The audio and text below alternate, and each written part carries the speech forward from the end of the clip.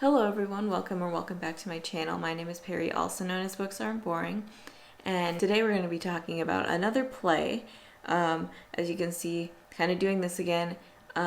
We did The Crucible last time, and now we're going to go on to Death of a Salesman. Now, Death of a Salesman is another one of the ones where reading the play itself is not that interesting, but if you actually get into the plot of the story and the motivations behind the characters, you'll see that it's actually not as uninteresting as it might look at first sight. So we're just going to dive headfirst into it. We might not do as big of a summary as I might do for some other books, but you'll get an idea of what I'm trying to go for as I take you on this journey with me. Without further ado, let's go into Death of a Salesman. Now, I have an assignment that I did for my kind of final on Death of a Salesman last year at this point, November 21st, 2019.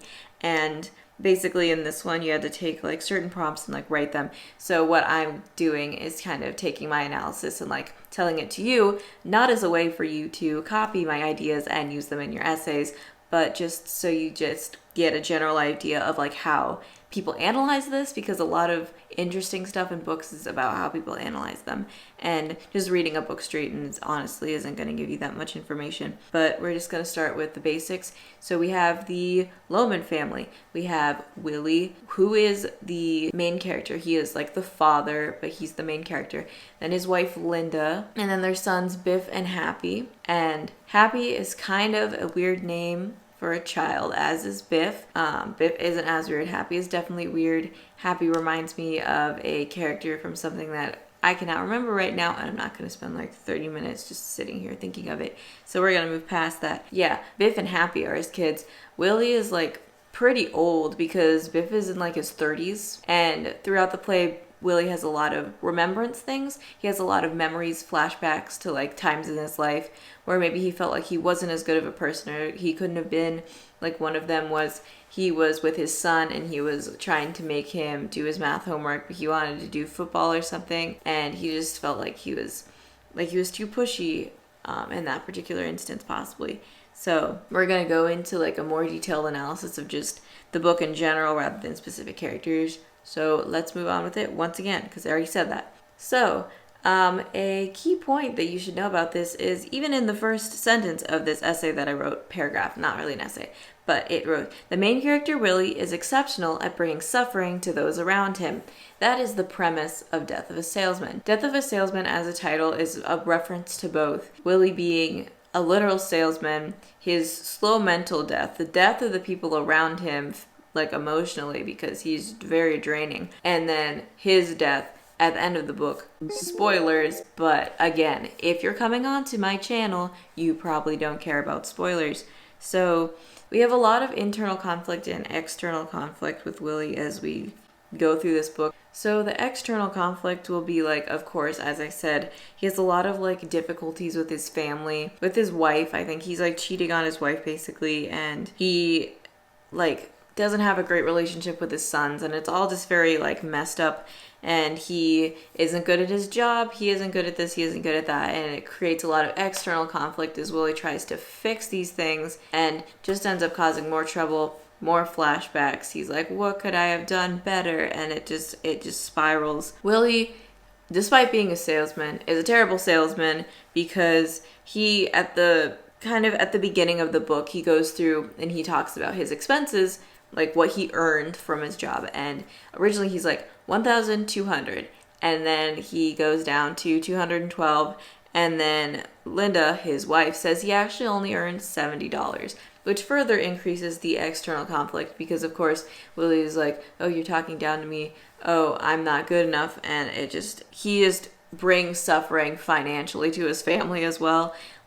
Even though he's struggling, he is this is the 1950s-ish. This is still gender role central. So he's the breadwinner of the family. He's supposed to be making the money, and he is not making the money. So he's having a lot of trouble there. And then this climbs into basically everything Willie does. He thinks that being a perfect salesman is the perfect everything. He thinks that the salesman is the ultimate job because his father was a salesman, I believe.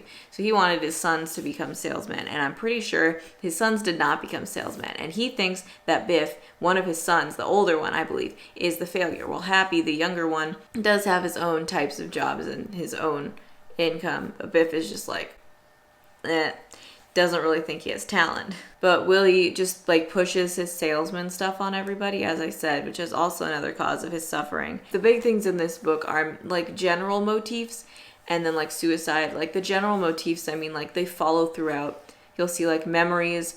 When you read the actual thing, there's a lot of descriptions, really kind of heavy descriptions of like certain background props, and then you'll be able to see like, oh, this is when it's changing to this, when it's doing this. And it just kind of like creates a bigger environment for it where you're able to see like the connections between certain things. Like you're able to tell when like a memory is happening and then that memory is like coming back in the later scene. When just in general, when he is like disconnecting from reality, like because of something that sets him off, he just kind of like goes and then the background like changes color and like the setting changes and everything. It's kind of interesting to read that part of the book as well. Generally, the motif, this isn't a motif, I don't know if it's a motif, but the general thing we see throughout the book play is Willie's entire decline throughout the story. You'd think with this kind of format, he'd get better, but we're reading an Arthur Miller story, and if you watched my Crucible video from last week, you would, not last week, my last video on the Crucible, you would know that Arthur Miller preferably does not write very good happy ending stories. So of course, Death of a Salesman is about Willie's just decline into nothingness and death. So even though his family tries to love him, he tries to fix his family, he goes through his past, tries to see everything he could have done differently, he still ends up being alienated from his family because they can't really stand him anymore. So he goes to drive off and then dies, and then there's his funeral at the end of the book. And that's just kind of the final, all of these like decline stuff are like the final straw for like, within this decline, you'll see a lot of moments that are kind of like the final straws for the characters. And that's really what I'm talking about with like interesting plot points. Like, I'm not saying the rest of it is filler, because of course it's plot points, it's important, you should know it. But if you're going to like really be like, oh, I want to read Death of a Salesman, what's it about? You got to remember all of these characters kind of had like breaking points with Willie where they were like, you know what? No. And so they kind of just like broke off individually from his life until it was like time to go. Because, 1950s. What do you think of with 1950s? A lot of stuff about the American dream. Now, if you know, like, the American dream has to do with money. I already mentioned money. A lot of, like, the man brings home the money and you will be able to make a lot of money because you're in America now. Even if they are born in America, that doesn't mean that they aren't susceptible to the American dream. So, of course, they're going to have expectations. And then Willie breaks those expectations, which just causes, like, a big decline. And the plot isn't a big decline. There's still, like, the typical... I don't think that's the direction it goes on the screen, but yeah, the typical like arc of stories. But as a character, most of them just go downward because they're all being dragged down by Willie, the American dream, money problems, all these different types of things. They all like wrap together into one to create one big, like, again, social commentary, because all the books you're going to read, plays, books you're going to read for school are going to be some kind of social commentary. So as long as you're able to connect them to something, possibly in history class, which I know I'm not the biggest history person in the world, but like that kind of thing is ingrained into you. You have to do a lot of DBQ's analyses on pieces about the American dream, like poems created about the American dream. Just things created in that time generally have this sense of like you're able to tell because it's these people going towards the light and then they cannot reach the light. Great Gatsby, anyone? Don't think I've done a video on that one. I don't think I have. Generally, Death of a Salesman's like good points come from it being a pretty short book. You won't have to weed through that much filler to get to the parts where you'll see, oh, this is what's happening, this is what's happening. Because even though there are points where you're like, why are you talking about this? You'll see this is why Willie is doing the things he does. Like he mentions how his brother is doing better off than him. Of course, it might just be like a offhand comment, like mentions it a couple times. But you'll notice like throughout the story that this is probably something he's really beating himself up over. This is why he is not doing well, not the sole reason, but one of the reasons he's not doing well. And you can just kind of pile it on top of this list of reasons why Willie is going crazy. And then by the end of the book, you can be like, oh, that's what set him off. That's what happened, type of thing. And you can't really say, oh, because it's short, that just means that like there's not going to be that much to look into. There's plenty to look into. Like I could write 2 like very long essays, like 2 full-paged, 2 pages each, paragraphs about certain just like singular plot points. It's all about perspective. Death of a Salesman is one of the things that packs a lot into a little bit, and I honestly prefer that to the stretching it out beyond belief. Even though I do really like East of Eden, all that kind of things, they're just not as nice to read as the short ones are. And that's the truth. And I'm sure many of you watchers would agree with me. As a conclusion to like this kind of section, to like wrap it all into one, I wouldn't say that Death of a Salesman is the most interesting thing you'll read in the world, as I have said about many of the things that I have talked about on this channel. And once again, I'm not trying to discourage you, as you should read it.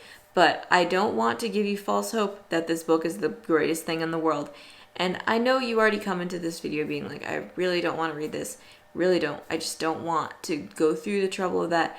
But you know what? Just like read a bit of it. Maybe like skim with these ideas in mind. Think about Willie being, you know, like thinking about him declining throughout the book, thinking about looking for the points where you'd say, oh, that's where someone might have a big problem. That's why his decline starts rapidly going. There's just a lot of little things. You don't have to be like super paying attention the whole time, even though there are definitely some plot points you shouldn't ignore. And I'm not saying that you should just skim, but you can look at the book and be able to kind of tell what's going on. You know, it's not cryptically hidden there. It's pretty straightforward, despite all of the weird language of the 1950s, because, you know, period pieces are always a joy to read. So that's what I'm going to say on Death of a Salesman. And if anyone has any questions below, I'd be happy to answer them. But Death of a Salesman, there's not a ton to talk about, so I didn't have like a big idea for a big video like I might have had for Brave New World or, as I mentioned before, East of Eden or anything like that. So thank you again for watching, but stay for a little bit as I have questions, announcements to make. So as some of you may know, most of you may not, as I get a lot of new viewers because I don't have that many subscribers. By the way, subscribe if you would like to see more videos like this. But I am approaching my 1-year anniversary with this channel, as the first video I posted on here was on December 31st of last year. Wow, totally different time. Didn't even have to stay inside all the time. Oh, miracle. But yeah, so it's coming up to my 1-year anniversary, and I don't really know what kind of video I'm going to make. I was thinking of doing something slightly different, maybe talking about some of the short stories you might encounter, because the title of my channel is books, but you know, short stories are definitely a big part of our curriculum. You know, the Velt is one I can definitely think of, where the lions come alive and eat the parents, you know. Exciting. So if you want to see something in particular, if you maybe want to ask questions for like a Q&A, just like comment them below. But if you do have any questions about the video, or ones that you would like to ask me, or any suggestions for my basically anniversary video, I'd be happy to respond, or at least like them, because yes. Thank you so much for watching. This is a video about Death of the Salesman. I'm signing this off like I'm my mother on a phone call. But thank you again for watching, and have a good day. Bye.